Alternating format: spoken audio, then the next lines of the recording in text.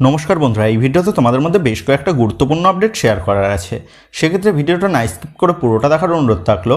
আর তোমরা যারা চ্যানেল প্রথমবার এসেছো তারা কিন্তু অবশ্যই ভিডিওতে লাইক দিয়ে চ্যানেলটা সাবস্ক্রাইব করে রেখো, কারণ তুমি কিন্তু এখানে তোমার প্রিয় দলের সমস্ত রকম খেলার খবর সবার আগে পেয়ে যাবে। আর তোমরা যারা এই ভিডিওটা দেখছো তাদের কাছে একটাই অনুরোধ থাকলো, যদি এই ভিডিওটা ভালো লেগে থাকে তাহলে কিন্তু অবশ্যই এই ভিডিওতে একটা লাইক করে দিও। তো চলো আর দেরি না করে আজকের ভিডিওর মেন টপিকগুলো নিয়ে আলোচনা শুরু করা যাক। তো বন্ধুরা, সবার প্রথম আপডেটটাই কলকাতার আরেক প্রধান মোহামেডান স্পোর্টিংকে নিয়ে। তো ইতিমধ্যেই আইএসএলের জন্য দল গঠনের কাজকর্ম কিন্তু শুরু করে দিয়েছে মোহামেডান স্পোর্টিং। আর এই মরশুমের স্কোয়াড থেকে অধিকাংশ স্বদেশি এবং বিদেশি ব্রিগেডকে দলে ধরে রেখেই আগামী মরশুমের দল গঠন করছে মোহামেডান স্পোর্টিং। তবে আগামী মরশুমে দলে আরও একজন বিদেশি স্ট্রাইকারকে দলে নিতে চাইছে কিন্তু মোহামেডান, যার কারণে একাধিক বিদেশি স্ট্রাইকারের দিকে কিন্তু নজর দেওয়া শুরু করে দিয়েছে ব্ল্যাক প্যান্থারদের স্কাউটিং টিম। এবং সেই লিস্টের মধ্যে যে প্লেয়ারটার নাম উঠে আসছে সেই প্লেয়ারটা হচ্ছে 29 বছর বয়সী কলম্বিয়ান সেন্টার ফরওয়ার্ডের প্লেয়ার ডেভিড কাস্তানেদার নাম। 4 কোটি টাকা মার্কেট ভ্যালুর এই ডেভিড এই মৌসুমে খেলছিল আই লিগের ক্লাব শ্রীনিধি দলের হয়ে। শ্রীনিধি দলের হয়ে এই মৌসুমে 23 ম্যাচে 11টা গোল এবং 2টো অ্যাসিস্ট তিনি করেছেন। তো শ্রীনিধি দলের এই কলম্বিয়ান স্ট্রাইকারকে দলে পেতে কিন্তু আগ্রহ প্রকাশ করেছে মোহামেডান স্পোর্টিং। এবং এর পাশাপাশি আরও যেমনটা খবর, আরও একজন আর্জেন্টাইন ফরওয়ার্ডের সাথে কথাবার্তা চালাচ্ছে মোহামেডান স্পোর্টিংয়ের কর্মকর্তারা। আর সেই আর্জেন্টাইন স্ট্রাইকারকে দলে নেওয়ার জন্য প্রবলভাবে আগ্রহী রয়েছে কিন্তু মোহামেডান। এবং যদি সেই আর্জেন্টাইন স্ট্রাইকারকে চূড়ান্ত করতে পারে মোহামেডান, তাহলে কিন্তু এই ডেভিডের ডিল থেকে পিছিয়ে আসবে মোহামেডান স্পোর্টিং।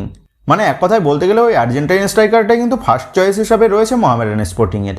তবে সেই স্ট্রাইকারের নামটা কিন্তু এখনও পর্যন্ত জানা যায়নি। তো পরবর্তীতে সেই স্ট্রাইকারের নামটা জানতে পারলে কিন্তু অবশ্যই তোমাদের মধ্যে শেয়ার করে দেবো। তো যা করে নেক্সট আপডেটটা মোহনবাগান দলের ভারতীয় উইঙ্গার আশিক কুরুনিয়ানকে নিয়ে। তো এই মৌসুমে ডুরান্ট কাপের পর জাতীয় দলের অনুশীলনে গিয়ে চোট পেয়ে গোটা মৌসুমের জন্য ছিটকে যেতে হয়েছে আশিক কুরুনিয়ানকে। তবে গত কয়েকদিন আগে মানে মোহনবাগানের শেষ অনুশীলনের দিকে আবার মোহনবাগানের অনুশীলনে যোগ দিয়েছিল কিন্তু আশিক কুরুনিয়ান। তো এর আগে যেমনটা জানা গেছিল, আশিক কুরুনিয়ানকে আগামী মৌসুমে দলে ধরে রাখবে নাকি মোহনবাগান ম্যানেজমেন্ট, সেই নিয়ে কোনো রকম নিশ্চয়তা নেই, কারণ মোহনবাগান ম্যানেজমেন্ট ছাংতের ওপর ইন্টারেস্টেড রয়েছে। তবে তোমাদের প্রতিনিয়তই কিন্তু জানিয়েছিলাম ছাংতের ডিলটা ক্র্যাক করা কিন্তু বেশ টাফ হবে। তো যদি ছাংতে আসতো তাহলে কিন্তু আশিক কুরুনিয়ানের বিদায় হয়ে যাওয়ার একটা বড় সম্ভাবনা ছিল, কারণ আশিক কুরুনিয়ান এমনিতেই ম্যাচ ফিট নয়।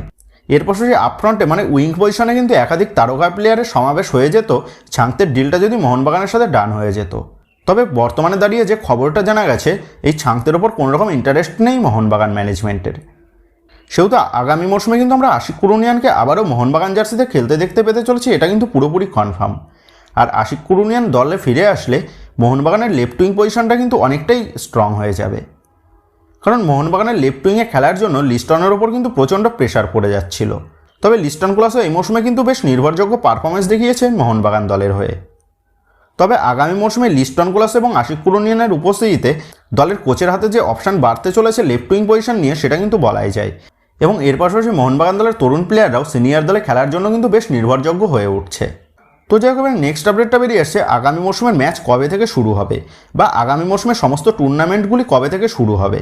তো আগামী জুলাই মাসের 26 তারিখ থেকে 31শে আগস্ট পর্যন্ত ডুরান্ট কাপের মাধ্যমে শুরু হবে নতুন মরশুমের ক্লাব ফুটবলের শুভ সূচনা। মানে আর 1 থেকে 1.5 মাস পরে কিন্তু তোমাদের প্রিয় দলগুলি নতুন মরশুমে খেলার জন্য প্রস্তুতি শুরু করে দেবে। তো যাই হোক, ডুরান্ট কাপের পর 14 সেপ্টেম্বর থেকে 2025 সালের এপ্রিল মাস পর্যন্ত কিন্তু চলবে আইএসএল সিজন 11। মানে আগামী মৌসুমের আইএসএল শুরু হবে 14/9/2024 থেকে 30/4/2025 পর্যন্ত। আর আইএসএলের মধ্যেই অনুষ্ঠিত হবে সুপার কাপ।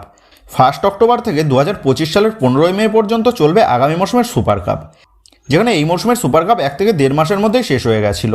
আর এই মৌসুমের সুপার কাপ টুর্নামেন্ট চলার সময় আমাদের ভারতের জাতীয় দলের ম্যাচ ছিল, যার ফলে অধিকাংশ দলগুলি তাদের দলের প্রধান ভারতীয় প্লেয়ারদের কিন্তু খেলাতে পারেনি সুপার কাপে। তো সেই দিকগুলো মাথায় রেখেই এবং আগামী মৌসুমের ফুটবল মৌসুম বড় করার জন্য প্রায় 6 থেকে 7 মাস ধরে চলবে আগামী মৌসুমের সুপার কাপের টুর্নামেন্ট। তো আগামী মৌসুমে একদিকে প্লেয়াররা আইএসএল খেলবে এবং আইএসএলের পাশাপাশি সুপার কাপও খেলবে। তো আগামী মৌসুমে প্রায় 10 মাস ধরে কিন্তু খেলা থাকবে সমস্ত দলগুলির, যেগুলো কিন্তু একজন ফুটবল প্রেমী হিসাবে একটা বড় সুখবর হতে চলেছে সকলের জন্য।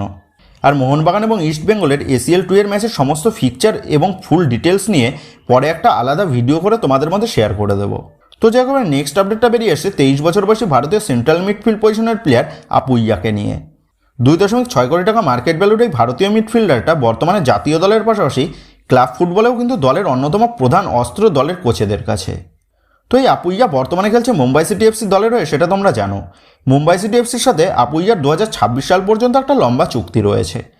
তবে এর মাঝেই যেমনটা খবর জানা যাচ্ছে, ইস্টবেঙ্গল ম্যানেজমেন্ট এই আপুইয়াকে দলে নেওয়ার বিষয়ে ইন্টারেস্ট শো করেছে ইস্টবেঙ্গল দলের মিডফিল্ডকে আরও শক্তিশালী করে তোলার জন্য। তবে আপুইয়ার সাথে মুম্বাই সিটি এফসির যেহেতু 2026 সাল পর্যন্ত একটা লম্বা চুক্তি রয়েছে, তো সেই কারণেই কিন্তু আপুইয়াকে দলে নিতে গেলে ইস্টবেঙ্গলকে মোটা অঙ্কের ট্রান্সফার ফি দিতে হবে আপুইয়াকে দলে নেওয়ার জন্য।